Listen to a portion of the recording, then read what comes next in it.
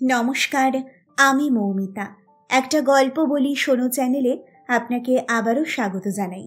আজকের উপস্থাপনায় আপনি শুনবেন শ্রদ্ধেয়া লেখিকা সুচিত্রা ভট্টাচার্য রচিত একটি ছোট গল্প মনোভূমি। যশোর রোড ধরে ছুটছিল গাড়ি। তেমন একটা জোরেও না, আবার ঢিকঢিক করেও না, মাঝারি গতিতে। রবিনের মধ্যবয়সী অবাঙালি ড্রাইভারটি রবিনেরই ছাঁচে গড়া। কখনোই ও স্পিড তোলে না বড় একটা। এই মধ্য নিশীথে রাস্তায় যান চলাচল অনেক কম, তবু সে রীতিমতো সাবধানী। আমরাও অবশ্য চাইছিলাম না গাড়ি জোরে চলুক। রবিনের কথা বাদ, সে তো এমনিতেই ধীরে চলো, সামলে সুমলে চলোপন্থী জীবনের সর্বক্ষেত্রেই। আমি আর সৌরভ তাও কচিত কখনো গতির প্রলোভনে পড়ি, কিন্তু এই মুহূর্তে পরিস্থিতি অন্যরকম। আজই সন্ধেবেলা এক মর্মান্তিক কাণ্ড ঘটে গেছে, সম্ভবত ওই গতির কারণেই। হাইওয়ের উপরে একটি ট্রাকের সঙ্গে নাকি মুখোমুখি সংঘর্ষ হয়েছে তথাগতর মারুতির। কৃষ্ণনগরের কাছাকাছি। গাড়িতে ভাস্বতীও ছিল, দুজনেই স্পট ডেড। এমন একটা দুঃসংবাদ পেয়ে যারা কলকাতা থেকে দৌড়ে যাচ্ছে, তারা গাড়ি জোরে ছোটাবেই বা কোন সাহসে? নভেম্বরের রাত, বাতাসের চোরা শিরশিরে ভাব ঝাপটা মারছে চোখে মুখে, তবু কাঁচ তুলতে ইচ্ছে করছিল না। মনে হচ্ছিল ওই হাওয়াটুকু না পেলে বুঝি দম বন্ধ হয়ে যাবে। চোখ আলগা মেলা আছে বাইরে, অথচ কিছুই প্রায় দেখছি না। ডান দিকে বিমানবন্দরের রানওয়ে, এত রাতেও বিকট শব্দ করে একটা প্লেন উড়ল। কেউ যেন লক্ষ্য করলাম না সেভাবে, যেন উড়োজাহাজের ওরকম ওঠানামা আমাদের চোখ সওয়া। একখানা ফাঁকা লরি ভীম বেগে আমাদের অতিক্রম করে গেল। আমাদের ঘাড় একটুও ঘুরল না। দুটো টাটকা প্রাণের চকিত মৃত্যু আমাদের স্নায়ুকে যেন অবশ করে রেখেছে। অন্তত আমাকে তো বটেই। ভাবতেই পারছি না যে তথাগতর সঙ্গে পরশুও অত আড্ডা হলো, সে আর বেঁচে নেই। ভাস্বতীর সঙ্গে ইদানিং কমই দেখা হতো, তবু সেও তো না হোক আমাদের 20 বছরের বন্ধু। একটা মাত্র মুহূর্তের টোকায় দুজনেরই চিরবিদায়। জীবন কি এতই অনিত্য? মৃত্যু কি এমনই নিষ্ঠুর? সৌরভ বসেছে ড্রাইভারের পাশে, পেছনে আমি আর রবিন। টের পাচ্ছি আমরা তিনজনেই কথা বলতে চাইছি, কিন্তু কথা খুঁজে পাচ্ছি না। নীরবতা একটা চাপা গুমট তৈরি করছে গাড়ির ভেতর, আমাদের ভেতরেও। অস্বস্তি কাটাতেই মোবাইল বের করলাম পকেট থেকে, নাড়াচাড়া করছি অকারণে। আচমকা রবিন বিড়বিড় করে উঠল, কোনো মানে হয় না। এই সূচনাটুকুরই বুঝি প্রয়োজন ছিল। সৌরভ সঙ্গে সঙ্গে ঘুরে বসেছে। কিসের রে? কোনো কিছুরই কোনো মানে হয় না। হঠাৎই উইকের মধ্যিখানে উদ্ভট শখ, প্রমোদ ভ্রমণে চলল দুজনে। দুম করে জোড়া মৃত্যু। কোথায় যাচ্ছিল বলতো?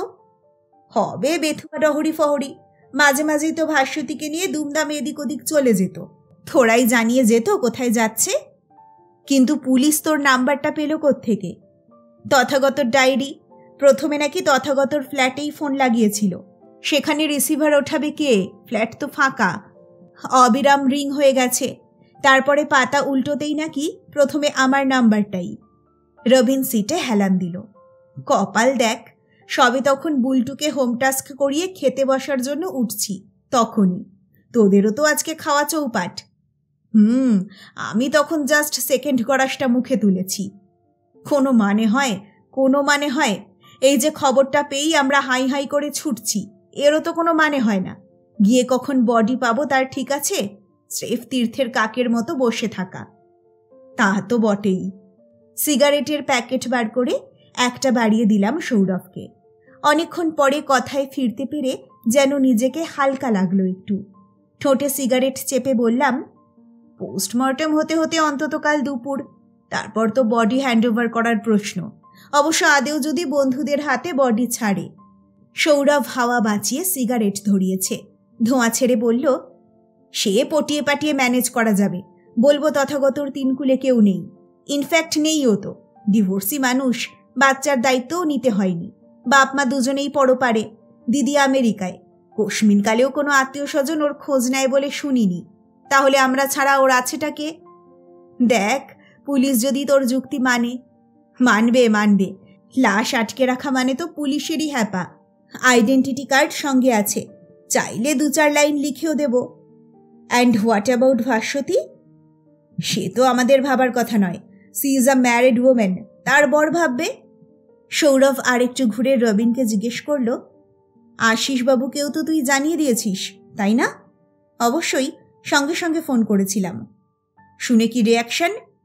প্রথমে তো বিশ্বাসই করল না, বলে ভাস্বতী তো বোনের বাড়ি গেছে, বজবজ কি করে কৃষ্ণনগরে। তথাগতর নামটা শোনার পরে কানে জল ঢুকল। 2-4 সেকেন্ড চুপ, দেন হাউমাউ করে কান্না। হে, ব্যাপারটা খারাপ হলো। আমি মাথা নাড়লাম। তথাগতর কথাটা কেন বলতে গেলি? স্ট্রেঞ্জ, এছাড়া আর কি বলতে পারতাম? আপনার বউ একা একা গাড়ি চড়ে কৃষ্ণনগরে হাওয়া খেতে গিয়ে অ্যাক্সিডেন্টে মরেছে, সেটা কি খুব বিশ্বাস হতো? তা হয়তো নয়, তবুর এখানে কোনো জায়গা নেই জয়। ভাস্বতী যখন তথাগতর সঙ্গে ছিল তখন নিউজটাকে কোনোভাবেই সাপ্রেস করা যাবে না। শুধু তাই নয়, জানার পরে আশিসবাবু কি ভাবলেন না ভাবলেন, কতটা শকড হলেন, এইসব প্রসঙ্গও এখন অবান্তর। সৌরভও একমত, নিরস গলায় বলল, সত্যি তো, ভদ্রলোককে তো সত্যিটা বলতেই হবে, এবং ভদ্রলোকেরও সত্যিটা শুনতেই হবে, এর কোনো মাঝামাঝি নেই।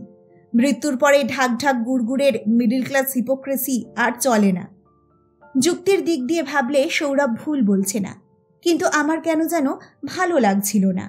ভাস্বতীর অবৈধ প্রণয়ের ব্যাপারটা আশিসবাবু জানতেন কি? আজ নিশ্চয়ই করতেন। একই ছাদের নিচে যখন বসবাস, বউয়ের চালচলন হাবভাব দেখে কিছুই কি আন্দাজ করা যায় না? তাছাড়া ঘটনা তো একদিনেরও নয়, আকস্মিকও নয়, বেশ কয়েক বছর ধরে চলছে। নেহাত নিরেট কিংবা অন্ধ না হলে খানিকটা তো বুঝতেই হয়। হয়তো পুরোপুরি অবহিত ছিলেন না, অন্তত তথাগতর কথা শুনে তো তাই মনে হলো। সংসারে অনেক অপ্রিয় সত্যিকেই তো আমরা টের পাই, তবে যতক্ষণ তা আড়ালে আবডালে থাকে আমরা হজমও করে নিই। পর্দা হঠাৎ সরে গেলে সত্যের অনাবৃত চেহারাটা কি অসহনীয় ঠেকে না? এই যে আমার আর শর্মিষ্ঠার 11 বছর বিয়ে হয়েছে, এখনো বাচ্চা কাচ্চা হলো না। অক্ষমতাটা কার তা জানার জন্য ডাক্তারের কাছে আমরা গেছি কোনোদিন? কেন যাচ্ছি না? সত্যিটা ধরা পড়ার ভয়েই তো। বরং সংশয়টা থাকুক, সংশয়ই স্বস্তি, সংশয় নিয়েই বাঁচি। হয়তো এটা উটপাখির স্বভাব, কিন্তু আমরা কেউই তো এর ব্যতিক্রম নই, আশিসবাবুও নয়। কাল কাগজে নামটাম বেরিয়ে গেলে কি করে পরিচিত মহলে মুখ দেখাবেন ভদ্রলোক? মধ্যবয়সে পৌঁছে এই অসম্মানটা কি আশিসবাবুর প্রাপ্য ছিল? একটাই বাঁচোয়া, ভাস্বতীরাও নিঃসন্তান। পেটেই 3 বার বাচ্চা নষ্ট হয়ে গেছে ভাস্বতীর। ছেলে মেয়ে থাকলে তারাও তো আজ চরম লজ্জায় পড়ত। গাড়ি মধ্যমগ্রাম পেরোলো, যশোর রোড ছেড়ে ঘুরছে বাঁয়ে। দুধারের জমজমাট জনপদ আশ্চর্য রকমের নিঝুম এখন। শুনশান রাস্তায় পথবাতিরা দুর্বল প্রহরীর মতো দাঁড়িয়ে। খানিক এগোতেই লেভেল ক্রসিং, গেট খোলা। দুলে দুলে রেললাইন টপকালো অ্যাম্বাসেডর হোঁচট খেতে খেতে। আচমকা একপাল নেড়ি কুকুর সমস্বরে ডেকে উঠেছে, রাত্রির নৈশব্দ ভেঙে খান খান। রবিন বিরক্ত চোখে ঝলক দেখল কুকুরগুলোকে, তারপর মুখ ফিরিয়ে গোমড়া গলায় বলল, আমার তো মনে হয় এখন আমাদের অন্য সমস্যাটার কথা ভাবা উচিত। কি? আশিসবাবু যদি আদেও বডি নিতে না আসেন? যা, তা হবে কেন? তুই তো বললি ভদ্রলোক খুব কাঁদছিলেন। সে তো ছিল তাৎক্ষণিক প্রতিক্রিয়া, একটু থিতু হওয়ার পরে নিশ্চয়ই অতটা শোক আর থাকবে না। তখন যদি অন্যভাবে রিয়্যাক্ট করেন, আফটার অল স্ক্যান্ডেলটা নিশ্চয়ই ওর মর্যাদা বাড়াবে না। তাছাড়া রাগ অভিমান বলেও তো ডিকশনারিতে 2টো শব্দ আছে নাকি? তাহলে তো সাড়ে সর্বনাশ রে, ভাস্বতীর বডির কি গতি হবে? আহা, আগেই নেগেটিভটা ধরে নিচ্ছিস কেন? চুপ থাকতে না পেরে বলে উঠলাম, আশিসবাবু জেনুইন জেন্টলম্যান। মনে যে বিক্রিয়াই হোক, স্ত্রীর দেহ সৎকার করতে উনি আসবেনই। ধরেলেন না তখন? তাহলে ভাস্বতীর বাপের বাড়ি থেকে কেউ আসবে, দাদা বা ভাই, আর না এলেই বাকি আমরা তো আছি। একটু দম নিয়ে বললাম, ভাস্বতী তো আমাদেরও বন্ধু, হয়তো তথাগতর মতো অত ঘনিষ্ঠ নয়, কিন্তু কলেজ লাইফ থেকে ওকে আমরা চিনি। ভাস্বতীর বিয়েতে সকলে গেছি, অবরে সবরে এখনো আমাদের দেখা সাক্ষাৎ হয়। ভাস্বতীর সৎকারের দায়িত্বটুকু আমরা নিতে পারবো না? জ্ঞান মারিস না। তেমন অড সিচুয়েশন হলে আমাদেরই সেসব করতে হবে, এ বোধ আমারও আছে। কিন্তু কি কিন্তু? কিসের কিন্তু? আমি শুধু তথাগত আক্কেলটার কথা ভাবছি। রবিনের স্বর সহসা চড়ে গেল। হি ওয়াজ সো ইরেসপন্সিবল। রবিনের হাতে মৃদু চাপ দিলাম। থাক না রবিন, এখন আর ওসব কথা তুলে কোনো লাভ আছে? লাভ লোকসান বুঝি না। চিরটাকাল ও শালা নিজের ইচ্ছে মতো লাইফ লিড করে গেল। মরল যে তারও কোনো ছিঁড়িছাঁদ নেই। আজও চুপ করে থাকবো? আমরা কি সর্বদাই চুপ করে থেকেছি রবিন? ওকে বোঝাইনি? বারবার বলিনি এবার লাইফ প্যাটার্নকে চেঞ্জ কর? সেই জন্যেই তো আরো বেশি করে লাগছে। তথাগতর সামান্যতম বদল আমরা ঘটাতে পারিনি। হারামজাদাটা কোনো নিয়মের মধ্যেই এলো না। রবিন ফোঁস করে একটা শ্বাস ফেলল। সেই কলেজ লাইফ থেকেই তো দেখছি, তখনও যা এখনও তাই। রিপুর দাস। রিপুর উপর এতটুকু কন্ট্রোল নেই। তোদের নিশ্চয়ই মনে আছে ভাস্বতীর সঙ্গে কি প্রমত্ত লটঘটটাই না চালিয়েছিল কলেজে। সারাক্ষণ ভাস্বতীর গায়ে সেটে আছে, যেন sticking plaster. Corridor, library, cinema hall, coffee house, গঙ্গার পাড়, ভিক্টোরিয়া। তোদের চেয়েও তথাগতর সঙ্গে তখন আমার ইন্টিমেসি বেশি। আমাকে তো ডেইলি ডিটেলে শোনাতো কবে চুমু খেলো কিংবা আর কি করলো। সেই মক্কেল গ্র্যাজুয়েশনের পর ভাস্বতীকে বুড়ো আঙুল দেখিয়ে দিল্লি হাওয়া। এমএ করে ফিরল বটে কলকাতায়, কিন্তু তখন আর ভাস্বতীকে যেন চিনতেই পারে না। পরে শুনলাম জেএনইউতে কোন পুনমের সঙ্গে এমন আশনাই চালিয়ে এসেছে তার তুলনায় ভাস্বতীকে এখন পানসে লাগে। তারপর তো চাকরি পেয়ে জয়িতার সঙ্গে ভাব হতেই পুনমও মন থেকে ভ্যানিশ। তা জয়িতার সঙ্গেও কি টিকতে পারলো? বিয়ে হলো, 1 বছরের মাথায় তোতন। ব্যাস, প্রেম ফুরুত। আমরা প্রত্যেকেই জানি জয়িতা মোটেই খারাপ গৃহিণী ছিল না। গোছানো, সংসারী, রুচিবোধ আছে। অ্যাজ বউ যথেষ্ট ভালো। শুধু বাপের বাড়ির দিকে একটু টান বেশি ছিল, এই যা। তা সেটা কি খুব দোষের? বাপ মার একমাত্র সন্তানকে তো অনেক সময় মেয়ে হয়েও ছেলের কর্তব্য পালন করতে হয়, ঠিক কিনা তোরাই বল? তা সেই জয়িতার উপরে কি অত্যাচারী না চালিয়েছিল Tathagata. Absolutely reckless life lead করেছে। রোজ রাতে মদে চুর হয়ে বাড়ি ফেরে, ঢুকেই ঘল্লা গল্লা। তোরা হয়তো জানিস না, রেগুলার একটা জুয়ার ঠেকেও যেত সেই সময়। নিজের পকেট 10 দিনেই ফক্কা। জয়িতার মাইনে নিয়েও টানাটানি করেছে। জয়িতার মতো মেয়ে কতদিন এরকম হাজবেন্ডকে বরদাস্ত করবে? 3টে বছর যেতে না যেতেই সম্পর্ক ছিঁড়ে ফর্দাফাই। ছেলে নিয়ে পালিয়ে বাঁচল জয়িতা। তাতেও কি শালার চৈতন্য হলো? জয়িতার সম্পর্কে তোর যদি কোনো অভিযোগ থাকেও, তা নিয়ে আর গাওনা গিয়ে তো লাভ নেই। রিলেশন ভেঙে গেছে, দেখে শুনে আবার একটা বিয়ে কর। নিজেকে শুধরে নিয়ে এবার অন্তত থিতু হ। কোথায় কি, আবার পুরনো পীড়িত চাগিয়ে উঠল। ব্যাটা গিয়ে হানা দিল ভাস্বতীর সংসারে। বর নিয়ে ভাস্বতী দিব্যি সুখে ঘরকন্যা করছিল। সেন্টু মেরে পুরো ঘেঁটে দিল মেয়েটাকে। লাইফের ব্যালেন্সটাই নষ্ট হয়ে গেল ভাস্বতীর। এতই যদি তোদের ভালোবাসা, ভাস্বতীকে ডিভোর্স করিয়ে ইউ ম্যারি হার। এককালে মেয়েটা তোকে ভালোবাসত বলে তুই খালি অফ চান্স নিয়ে যাবি? রবিন থেমেছে ক্ষণকাল, আবার একটা নিঃশ্বাস ফেলে বলল, আলটিমেটলি ভাস্বতীকে মেরে ফেলে তথাগতর হাড় জুড়ল। বিনা প্রতিবাদেই শুনছিলাম কথাগুলো। সবটাই যে মানতে পারছিলাম তা নয়। মনে হচ্ছিল রবিনের দৃষ্টিটা যেন একটু একপেশে। তথাগতকে প্রায় খলনায়ক বানিয়ে ফেলেছে রবিন। মেপে জুপে হয়তো চলতো না তথাগত, তবে অতটা কি বাজে ছিল? জয়িতার সঙ্গে কেন তথাগতর মিলমিশ হয়নি তা কি অত সহজে 2-2 4 করে বলে দেওয়া যায়? স্বামী স্ত্রীর সম্পর্ক কেন যে ভাঙে, তৃতীয় ব্যক্তি কখনো কি তা পুরোপুরি বুঝে উঠতে পারে? ইয়ার দোস্তিদের কাছে এসে যে যতই প্রাণের কথা বলুক, কোথাও একটা কিছু কি গোপন থেকে যায় না? যা শুধু 4টে দেওয়ালই জানতে পারে, আর কেউ না। কিংবা দেওয়ালেরও অজ্ঞাত থাকে। হৃদয়ের তলদেশের ছবি দেওয়ালও কি দেখতে পায়? ভাস্বতীর কাছে কেন ফের গেল তথাগত? কিভাবেই বা তাদের টালমাটাল সম্পর্ক গত 5-6 বছর ধরে গড়ালো, তাও কি রবিনের পক্ষে নিখুঁতভাবে বোঝা সম্ভব?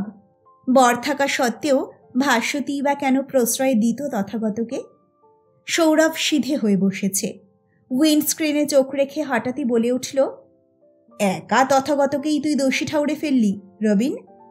বিচার করার আমি কে? যা ফ্যাক্ট তাই বললাম। আমার তো মনে হচ্ছে তুই ঝাল মেটাচ্ছিস। কিসের ঝাল? তোদের মতে মিলত না বলে তুই ওকে লক্কা পায়রা বললেও ও তোকে গৃহপালিত জন্তু বলতো, তাই? যাব বাবা, শেষে এই মানে করলি? তথাগতর ওপর কি আমি এখনো রেগে থাকতে পারি? তথাগত কি আমার বন্ধু নয়? রাত দুপুরে ছুটছি, তবে কিসের টানে? গাড়ি সামান্য গতি বাড়িয়েছে। হেডলাইটের দুতির ওপারে পথের কিছুই দৃশ্যমান নয়।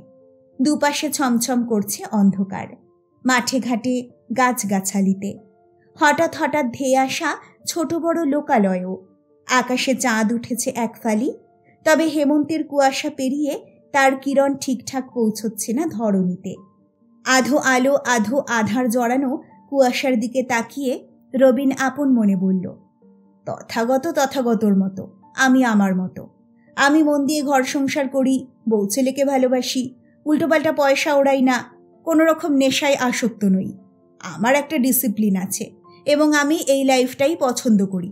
তথাগত ঠাট্টা করে কি বলল তা আমি গায়ে মাখবো কেন? তা বলে তথাগতর জীবনযাপনের ধারাটা যে আমার না পছন্দ, এ আমি উচ্চারণ করতে পারবো না। এ তো অস্বীকার করার উপায় নেই। তথাগতর পাল্লায় পড়েই ভাস্বতীকে বেঘরে প্রাণ হারাতে হলো। I differ. সৌরভ জোরে জোরে মাথা নাড়ল। I strongly differ. ভাস্বতীর প্রাণ বেঘরে গেল না, এতে তথাগতর কোনো দায় নেই? উল্টোটাই সত্যি। ভাস্বতীর পাল্লায় পড়েই বেচারা তথাগত।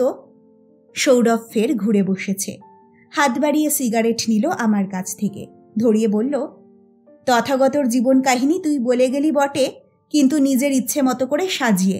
আমার ধারণা ভাস্বতী চিরকালই তথাগতকে ইউটিলাইজ করেছে। স্টুডেন্ট হিসাবে তথাগত দারুণ ব্রিলিয়ান্ট ছিল, দেখতেও হ্যান্ডসাম, তাই ভাস্বতী গায়ে পড়ে এসে ওর সঙ্গে ভাব জমিয়েছিল। এবং কলেজ লাইফের প্রেমটা ছিল ভাস্বতীর নাথিং বাট অভিনয়। ভাস্বতী ডিচ করেছিল বলেই হাফসল খেয়ে তথাগতর দিল্লি প্রস্থান। সেখানে পুনমের সঙ্গে মিশে ভাস্বতীকে ভুলতে চাইল, পারল না। ভাস্বতীর ম্যাগনেটিক চার্মে আবার ফিরল কলকাতায়, কিন্তু ভাস্বতী ওকে আর ধারে কাছেই ঘেঁষতে দিল না। সে তখন আশিস সিনহার প্রেমে মাতোয়ারা, নামি কোম্পানির ইঞ্জিনিয়ার, সেটেলড ফিউচার। তথাগতকে আবার আমল দিতে তার বয়েই গেছে। বেচারা তথাগত জয়িতাকে আঁকড়ে ধরে লাইফটাকে স্টেডি করার চেষ্টা করল। এদিকে হৃদয়ে তার রয়ে গেল ভাস্বতী। পরিণাম যা হয়, জয়িতাকে অসহ্য লাগতে শুরু করল, উদ্ভ্রান্তের মতো মদ ধরল, জড়িয়ে গেল আরও নানান নেশায়। জয়িতা কখনোই তথাগতকে ফিল করার চেষ্টা করেনি। তথাগত কেন যে অমন আচরণ করছে সেটা তলিয়ে ভাবারও প্রয়োজন মনে করেনি কোনোদিনও, বরং আরও বেশি আঘাত দিয়ে তথাগতর পায়ে ডান্ডা মেরে ড্যাং ড্যাং করে বাচ্চা নিয়ে কেটে পড়ল। অ্যাট দ্যাট হাফ দিওয়ানা স্টেট অফ তথাগত ভাস্বতীর সঙ্গে তার পুনরায় সাক্ষাৎ। ভাস্বতীর ততদিনে আশিসবাবুর সঙ্গে বেশ কয়েক বছর ঘর করা হয়ে গেছে। আশিস তখন তার কাছে ঘরকা মুরগি ডাল বরাবর। আশিসবাবুকে তো তোরা দেখেছিস, নিপাট ভালো মানুষ। ওই ধরনের পুরুষে মহারানীর আর মন ভরছে না, সম্ভবত যৌন ক্ষুধার অতৃপ্তি থেকেই। সৌরভ গলা নামিয়ে ড্রাইভারকে একবার দেখে নিল। হ্যাঁ, out of sure sexual urge ফের পাকড়াও করলো তথাগতকে। দায়হীন সম্পর্ক, শুধুই মৌজ মস্তি, প্লাস লুকিয়ে চুরিয়ে আসনাই চালানোর এক নিষিদ্ধ পুলক। আজ দীঘা যাচ্ছে, কাল ডায়মন্ড হারবার, তো পরশু কাঁকড়াঝোড়। দু হাতে দুইয়েও নিচ্ছে তথাগতকে। পুরো ফাঁদে পড়ে গিয়েছিল বেচারা, নেশাগ্রস্তের মতো আটকে পড়েছিল ভাস্বতীর জালে। সত্যি সত্যি যদি তথাগতর উপরে কণামাত্র টান থাকতো, তবে কবেই তো সে আশিসবাবুকে লাথি মেরে তথাগতর কাছেই চলে আসতো। আমার ধারণা তথাগত ইদানিং ভাস্বতীর খেলাটা বুঝতে পারছিল। এমনও তো হতে পারে এসব নিয়ে আজ তথাগতর সঙ্গে গাড়িতে বচসা চলছিল। হয়তো মেন্টালি খুব ডিস্টার্ব হয়ে পড়েছিল তথাগত, এবং মনঃসংযোগের অভাব থেকেই দুর্ঘটনা। ভাস্বতী যে শুধু নিজের সুখের জন্য তাকে ব্যবহার করছে, এই বোধটুকু আগে এলে তথাগতকে হয়তো মরতে হতো না। রবিন অস্ফুটে বলল, কি কাণ্ড, তুই ভাস্বতীকে একেবারে ডাইনি বানিয়ে দিলি। আমি কিছুই বানাইনি, আমি মেয়েদের ভালোভাবেই চিনি। মেয়েরা বেসিক্যালি শুধু নিজেরটুকুই বোঝে। তোর তো দেখছি মেয়েদের ব্যাপারে হেভি ফান্ডা। কটা মেয়ে দেখেছিস জীবনে? বেশি দেখার দরকার হয় না, যার চোখ আছে তার বিন্দুতেই সিন্ধু দর্শন হয়। সৌরভ ক্রমশ উত্তেজিত, জ্বলন্ত সিগারেটখানা ছুঁড়ে মারল বাইরের অন্ধকারে। সোজা হয়ে বসে বিড়বিড় করে বলল, মেয়ে জাতটাই অসম্ভব ডিমান্ডিং। কোনোভাবে কোনো দিক দিয়েই তাদের খুশি করা যায় না। রবিন আর চোখে আমাকে দেখল, আমি রবিনকে। কোন ক্ষোভে সৌরভ পুড়ছে তার কিছুটা জানি বই কি। আমাদের মধ্যে সৌরভই খুব একটা প্রতিষ্ঠিত হতে পারেনি। অবশ্য আমরাও যে খুব রাজা উজির বনেছি তা নয়, তবু মোটের উপর চাকরিটা ভালোই করি। সচ্ছলতার একটু উপরের ধাপেই আছি আমি আর রবিন। সৌরভ বেসরকারি অফিসের কেরানি, কিন্তু তার গিন্নিটি মেজাজে মহারানী। অনিতার এই চাই ওই চাইয়ের ঠেলায় চোখে সর্ষে ফুল দেখে সৌরভ। উপরি রোজগারের নানান ফন্দি ফিকির খুঁজতে হয় বেচারাকে। বাঁ হাতে উপার্জনের জন্য সৌরভ খানিকটা মরমে মরে থাকে, আমি জানি। কিন্তু অনিতার উপরে রাগটা ভাস্বতীর উপরে আছড়ে পড়বে কেন? ভাস্বতীকেই বা এক লোভী আত্মসুখ পরায়ণ বলে চিহ্নিত করা কতটা যুক্তিযুক্ত? গাড়ি একটা শহর অতিক্রম করছে, সম্ভবত রানাঘাট। কেমন যেন ঘুমন্ত পুরী লাগছে জায়গাটাকে। এত রাতে মানুষও দেখা যায় একটা আধটা, লরি টরির খালাসি ড্রাইভার গোছের লোকজন। একটা ছোট্ট হোটেলও খোলা আছে। হোটেল নয়, দোকান, ধাবা গোছের। রবিন জিজ্ঞেস করল, দাঁড় করাবো গাড়ি, চা খাবি? পেলে মন্দ হয় না, ভাবা মাত্র কাজ। তুরন্ত গাড়ি সাইড করে নামলো রবিন, আমিও। সিগারেট ধরাচ্ছি। রবিন ভেতর থেকে উঁকি দিয়ে এলো, বলল, তরকারুটিও হবে, খাবি নাকি? সৌরভও নেমেছে। ঘড়ি দেখতে দেখতে বলল, 1:40, পৌঁছতে ডেফিনেটলি আরও ঘন্টাখানেক। তা তো লাগবেই, কৃষ্ণনগরে ঢুকে হাসপাতাল খুঁজে বের করা, ওসব জায়গার কিছুই চিনি না। কতক্ষণ লাগে না লাগে, পেটটা একটু লোড করে রাখি, চল। অত রাতে পৌঁছে ওখানেও তো কিছু জোটার চান্স কম। তবু পৌঁছে গেলে নিশ্চিন্ত হওয়া যেত। পৌঁছে কি আর নিশ্চিন্তে থাকতে পারবি? তখন হয়তো চাও গলা দিয়ে নামবে না। আলোচনা চালাতে চালাতে বসেই পড়েছি তিনজনে, দোকানের বাইরে পাতা বেঞ্চিতে। রবিনের ড্রাইভার সুরিন্দার শুধু চা নিল 1 গ্লাস। আমাদের সামনে গরম করা তরকার প্লেট, হাতে গড়া রুটি। ছোকরা দোকানদার পেঁয়াজ লঙ্কাও দিয়ে গেছে, সঙ্গে স্যালাড। তরকা জিভে ঠেকিয়ে রবিন বলল, প্রচুর ঝাল দিয়েছে তো, খানা কিছু পড়ছে পেটে, এই না ঢের। সৌরভ সমে ফিরেছে, তরকা মাখিয়ে রুটি মুখে পুরে বলল, টেস্টটা মন্দ নয়। খিদের মুখে সবই অমৃত। পেঁয়াজে কামড় বসালাম, খেতে খেতে বললাম, রুটিটাও বেশ নরম। তরকায় বোধহয় চানার ডাল মিশিয়েছে। মনে হচ্ছে কিমা দেওয়া থাকলে আরও জমে যেত। সেবার দিল্লি থেকে জয়পুর যাওয়ার পথে যা বিউটিফুল তরকা খেয়েছিলাম না। কথাটা বলে ফেলেই কেমন যেন হোঁচট খেলাম। আমাদের এক প্রিয় বন্ধুর মৃতদেহ পড়ে রয়েছে হাসপাতালে। এতক্ষণ তাকে নিয়ে আমরা কত উতলা ছিলাম, অথচ এই মুহূর্তে তুচ্ছ তরকা নিয়ে গল্পে মাতছি। শোক কি এতই ক্ষণস্থায়ী? রুটির টুকরোটুকু কোনো ক্রমে গিলে জল খেলাম 1 ঢোক। নিচু গলায় বললাম, একটা খুব ভুল হয়ে গেছে রে। রবিন চোখ তুলল, কি? জয়িতাকে বোধহয় খবর দেওয়া উচিত ছিল। সৌরভ প্রায় সঙ্গে সঙ্গে বলে উঠল, জয়িতা জেনে কি করবে? ভুলে যাচ্ছিস কেন, তথাগতর একটা ছেলেও আছে। বাপ ছেলের সম্পর্কটা তো মুছে যায়নি। এখন নয় তোতন ছোট, বড় হয়ে সেও তো বলতে পারে, বাবাকে শেষবারের মতো দেখানোটা তোমাদের কর্তব্য ছিল। রবিন মাথা দোলালো, কিন্তু এখন তো আর কিছু করার নেই, সকালটা হোক। জয়িতার বাপের বাড়ির নম্বর জানিস? আমার পুরনো ডায়েরিতে থাকতে পারে, আমি তো কোনো ডায়েরি ফেলি না। সকালে সীমাকে ফোন করে জেনে নেওয়া যাবে। রবিনকে ঈষৎ বিমনা দেখালো, ভারী গলায় বলল, ছেলেকে বাপের মৃত্যু সংবাদ দেওয়া কি অপ্রিয় কাজ যে করতে হবে। তথাগতটা মাইরি সত্যি সত্যি ফাঁসিয়ে দিয়ে গেল।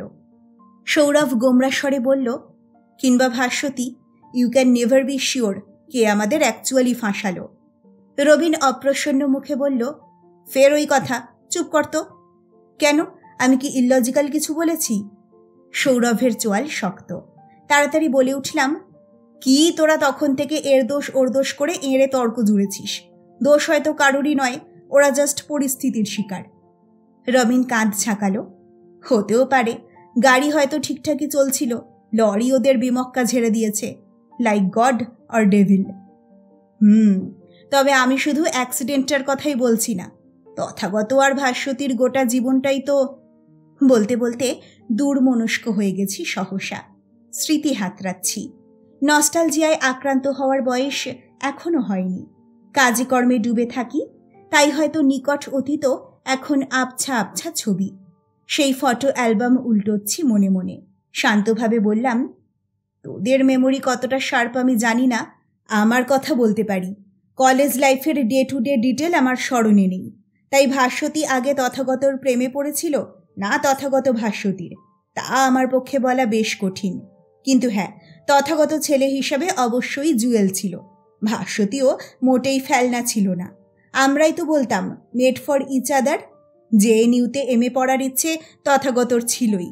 সুতরাং ভাস্বতী তাকে ল্যাং মেরেছিল বলেই সে চলে গিয়েছিল, অথবা ভাস্বতীকে টিচ করার উদ্দেশ্যেই তার দিল্লি পলায়ন, কোনোটাই আমি জোর গলায় বলতে পারবো না। 2-2.5 বছর ধরে ভাস্বতী তথাগতর প্রতীক্ষায় কেন বসে থাকেনি, কেন আশিসবাবুর প্রেমে পড়ল, তাও বলা আমার পক্ষে সম্ভব নয়। হতে পারে পুনামের নিউজটা ভাস্বতীকে দূরে ঠেলেছিল। এরকম অবস্থায় আশিসবাবুর মতো মিষ্টভাষী দায়িত্ববান মানুষের দিকে ঝুঁকে পড়া এমন কিছু অস্বাভাবিকও নয়। যাই হোক, তথাগত ভাস্বতী দুজনেই কিন্তু পরে বিয়ে করে যে যার মতো সুখী হতে চেয়েছিল। তথাগতর দুর্ভাগ্য, Joyita was totally mismatch for him. আমরা তো দেখেইছি, ওরা দুজনে 2 মেরুর মানুষ। জয়িতা কঠোর নিয়মতান্ত্রিক, শৃঙ্খলা পরায়ণ, মানে আমাদের রবিনের টাইপ। আর তথাগত তো তথাগতই। বরকে নিজের ছাঁচে ঢালাই করতে গিয়ে ভুল করে ফেলেছিল জয়িতা, তাতেই উল্টো বিপত্তি। আরও উদ্দাম হয়ে গেল তথাগত। কে জানে, হয়তো নিজেকে ভেঙে চুড়ে জয়িতার উপরে প্রতিশোধ নেওয়ার চেষ্টা করেছিল। তবে জয়িতা ওকে ছেড়ে চলে যাওয়ার পরে ওর লাইফটা কিন্তু পুরো ভ্যাকুয়াম হয়ে গেল। তোতনকেও পেল না, পৃথিবীতে ও সম্পূর্ণ একা। ভয়ঙ্কর নিঃসঙ্গতা ওকে তাড়িয়ে নিয়ে বেড়াতো। আপাত চোখে ওকে যেমনই লাগুক, ভেতরে ভেতরে ও বড় বেশি ইমোশনাল ছিল যে। আমাকে একবার বলেও ফেলেছিল, এখন আমার বেঁচে থাকা আর না থাকার মধ্যে কোনো তফাৎ নেই রে জয়। আমার অস্তিত্বটাই যেন কেমন অর্থহীন। রবিন চোখ সরু করল। এসব বলতো নাকি? অবাক হওয়ার কি আছে? সৌরভ বলে উঠল, আমরা তো জানি ও খুব দুঃখী ছিল। ওর ওই যন্ত্রণাটাকেই তো ভাস্বতী এনক্যাশ করেছে। আবার সেই এক বজ্ঞা চিন্তা। সৌরভের পিঠে হাত রাখলাম। ভাস্বতীকেই বা খারাপ বলে ধরে নিচ্ছিস কেন? ভাস্বতীরও অনেক কষ্ট ছিল। পরপর মিসক্যারেজ, আশিসবাবুর সঙ্গে সম্পর্কটা স্টেল হয়ে আসছে। এমন একটা সময় তথাগতর সঙ্গে তার আবার দেখা। তথাগত তখন একটা ভগ্ন স্তূপ। মনের দিক দিয়ে ভাস্বতীরও প্রায় একই দশা। এরা পরস্পরের কাছে মানসিক আশ্রয় তো চাইতেই পারে। রবিনের খাওয়া শেষ। ছোট একটা ঢেকুর তুলে বলল, চাক না আশ্রয়, কে বাধা দিচ্ছে? কিন্তু লুকিয়ে চুরিয়ে কেন বাপ? তথাগত কেন বিয়ে করে নিল না ভাস্বতীকে? কেন তাকে ফোর্স করলো না ডিভোর্স নেওয়ার জন্য? নিশ্চয়ই কোনো অসুবিধে ছিল। মেন্টাল অবস্ট্রাকশনটা ওরা হয়তো ওভারকাম করতে পারেনি। আর তাই পরকিয়া, এবং সেটাকে তুই সাপোর্টও করছিস। নিন্দেও করছি না। কোনো শূন্যতাবোধ থেকে মুক্তি পাওয়ার জন্য ওরা যদি পরস্পরকে আঁকড়ে ধরে, বা রে বা, শূন্যস্থান পূরণের তাহলে একটাই মাত্র দাওয়াই, সোসাইটি, ভ্যালুজ, সামাজিক নিয়মকানুন, এসব আর তাহলে রাখার দরকার কি? ভুল করছিস রবিন। সমাজের নিয়ম সমাজের গরজেই থাকবে। আবার তথাগত ভাস্বতীরাও বাঁচতে চাইবে নিজেদের মতো করে, এটাই বাস্তব। অল বাকওয়াস। সৌরভ জলের গ্লাসে হাত ধুচ্ছে। ভিজে আঙুল ঠোঁটে বুলিয়ে বলল, পরকিয়া ইজ নাথিং বাট সেক্স, এবং আশিসবাবু ভাস্বতীর সম্পর্কের গ্যাপটাও বেস্ট অন সেক্স। অত সরলীকৃত করে দিস না সৌরভ। মানুষের চাহিদা যদি শুধুই যৌনতা হয়, তাহলে তো কুকুর বিড়ালের সঙ্গে তার কোনো তফাৎ থাকে না। খিদে জাগলো কি অতৃপ্তি এলো, অমনি মানুষ যাকে পেল তার সঙ্গে ইয়ে শুরু করলো, এমনটা কি হয়? মানুষের বেলায় মনেরও একটা বড় ভূমিকা আছে। আগে হৃদয়, তারপরে শরীর। যার কাছে ফিজিক্যাল আর্জি সব, সে তো জন্তুরই সামিল। আশা করি তথাগত আর ভাস্বতীকে তুই ওই ক্যাটাগরিতে ফেলছিস না। তেমনটা হলে ওদের সম্পর্ক 6-7 বছর টিকে থাকতো কি? সৌরভের বুঝি খুব একটা মনোপুত হলো না কথাগুলো, তবে প্রতিবাদও করল না আর। চা দিয়ে গেছে দোকানদার, চুমুক দিচ্ছে গ্লাসে। বিলটিল মিটিয়ে গাড়িতে ফিরতে প্রায় 2:30। হিম পড়ছে বেশ, শীত শীত করছিল। কাঁচ তুলে দিয়ে সিটে হেলান দিলাম 3 জনেই। ভরা পেটে ঘুম ঘুম পাচ্ছে। জড়িয়ে এলো চোখ। রবিনের ডাকে তন্দ্রা ছিঁড়ল। এই জয়, ওঠ, এসে গেছি। চোখ রগড়ে দেখলাম একেবারে হাসপাতাল কম্পাউন্ডে এসে দাঁড়িয়েছে গাড়ি। সঙ্গে সঙ্গে বুকটা ছ্যাত করে উঠল। তথাগত ভাস্বতীর কাছে পৌঁছে গেলাম তাহলে। গোটা পথ দুজনকে নিয়ে কাটা ছেঁড়া হয়েছে অনেক। এবারে তাদের সামনে গিয়ে দাঁড়ানোর পালা। নামলাম গাড়ি থেকে, পা টলছে। হাঁটুর জোর কমে গেল কেন হঠাৎ? অনেকক্ষণ টানা বসে আছি বলে কাঁপছিও যেন অল্প অল্প। শেষ রাতের বাতাস কি এত শীতল, নাকি দূর থেকে মৃত্যু নিয়ে ভাবা আর মৃত্যুর একদম কাছে এসে পড়ার মধ্যে অনেকটাই পার্থক্য, সেটাই জানান দিচ্ছে মস্তিষ্ক। দোতলা হাসপাতাল, চত্বর পুরোপুরি নিঃসার নয়, টুকরো টুকরো আওয়াজ উড়ে আসছে। ধাতব ধ্বনি, মানুষের স্বর, বুঝিবা বাতাসেরও শব্দ। হাসপাতাল প্রাঙ্গণে এক ঝাঁকড়া আম গাছ, নিচের বাঁধানো বেদিতে ঘুমোচ্ছে জনা কয়েক লোক। একমাত্র এক বৃদ্ধই শুধু জেগে, হাঁটুতে মুখ গুজে বসে আছে উদাসীন। এই পৃথিবীতে নিদ্রার মেয়াদ বুঝি পূর্ণ হয়ে গেছে বৃদ্ধর। সৌরভ এগিয়ে এনকোয়ারির দিকে গেল। আমি আর রবিন হাঁটছি শ্লথ পায়ে। কোথাও একটা বাচ্চা কেঁদে উঠল। নবজাতক কি, সবে এলো দুনিয়ায়। লম্বা টানা করিডোর পেরিয়ে হনহন করে চলেছে এক সেবিকা। তার পোশাকের শুভ্রতা চোখে লাগছিল বড়। মিনিট পাঁচেকের মধ্যেই ফিরেছে সৌরভ। ফ্যাসফ্যাসে গলায় বলল, দুটো লাশই চালান করে দিয়েছে মর্গে। ডাক্তার আসবে বেলা 10টায়, তারপরে পোস্টমর্টেম। রবিন শুকনো গলায় বলল, ও তাহলে এখন কি করণীয়? অপেক্ষা। আর কেউ পৌঁছেছে কিনা খবর নিলি? আমরাই প্রথম। ওরা বলছিল চাইলে এখন গিয়ে একবার দেখে আসতে পারি। শির দ্বারা বেয়ে ঠান্ডা স্রোত বয়ে গেল। একবার রবিনকে দেখছি, একবার সৌরভকে। সিগারেট বার করে চাপলাম ঠোঁটে, দেশলাই হাতড়াচ্ছি। এ পকেট ও পকেট, অন্ধের মতো। রবিন দুর্বল স্বরে বলল, কিরে, যাবি এখন? 3টে কাঠি মিস করে 4র্থ কাঠিটা জ্বালিয়েছি। খানিকটা ধোঁয়া গিলে বললাম, যেতে তো হবেই, সে এখনই হোক কি পরে। সৌরভ বলল, হ্যাঁ, শনাক্ত করার জন্যেও তো, ধর আদেও যদি ওরা না হয়, হয়তো অন্য কোনো তথাগত, অন্য এক ভাস্বতী। জানি এ একান্তই অসম্ভব, তবু এই মুহূর্তে কথাটা বিশ্বাস করতে খুব ইচ্ছে করছিল। ফুসফুসে তামাক পোড়া বাতাস ভরে নিয়ে বললাম, না হলেও তো একবার দেখতেই হবে, চল এখনই নয় ঘুরে আসি। বারবার যাওয়ার কথা বলছি বটে, কিন্তু কারোরই যেন পা সরছে না। যে তথাগত আর ভাস্বতীকে নিয়ে আমরা অত চর্চা করছিলাম, না দেখার জোরে তাদের বুঝি আমরা জ্যান্ত রাখতে চাইছি, যেন সামনে গিয়ে পড়লে ওরা সত্যি সত্যি মরে যাবে। খোলা মাঠ থেকে লাশঘর কি আর এমন দূরত্ব, তবু ওটুকু পেরোতে যেন কত বছর লেগে গেল। হিমেল ঘরটায় চাপা বোটকা গন্ধ, বাতি জ্বলছে টিমটিম হলদেটে। আবছায়া মাখা মলিন টেবিলে পাশাপাশি শুয়ে দুটো দেহ, নিথর, গলা অবধি সাদা চাদরে ঢাকা। হ্যাঁ, ওরাই, তথাগত আর ভাস্বতী। রবিন বিড়বিড় করে বলল, আশ্চর্য, মাথায় মুখে কোনো চোট নেই। সৌরভ অনুচ্চস্বরে বলল, বোধহয় মিডল রিজিয়নে ধাক্কা লেগেছে, বুকে, পেটে। তথাগতর মুখখানা দেখ, যেন সমস্ত সমস্যার অবসান, আরামসে ঘুমোচ্ছে। রবিন আত্মগতভাবেই বলল, ভাস্বতীর মুখটাও কেমন জলজল করছে, উদ্বেগ, অতৃপ্তি, অশান্তি কিচ্ছুটি নেই, বরং তথাগতকেই যেন। আমি অবশ্য দুটো মুখেই প্রশান্তি দেখতে পাচ্ছিলাম। দুজনেই যেন স্বস্তি পেয়েছে বহুকাল পরে।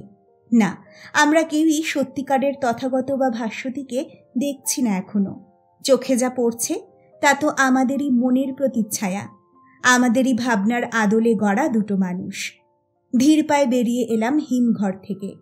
বাইরে ভোরের আলো ফুটছে, ভাঙা চাঁদ উবে গেছে আকাশ থেকে, পাখিরা জাগছিল। শেষ হলো সুচিত্রা ভট্টাচার্য রচিত ছোট গল্প মনোভূমি। গল্পটা আপনার কেমন লাগলো আমাকে অবশ্যই জানান কমেন্ট সেকশনে। খুব তাড়াতাড়ি ফিরে আসছি নতুন একটা গল্প নিয়ে। সকলে ভালো থাকুন, সুস্থ থাকুন। নমস্কার।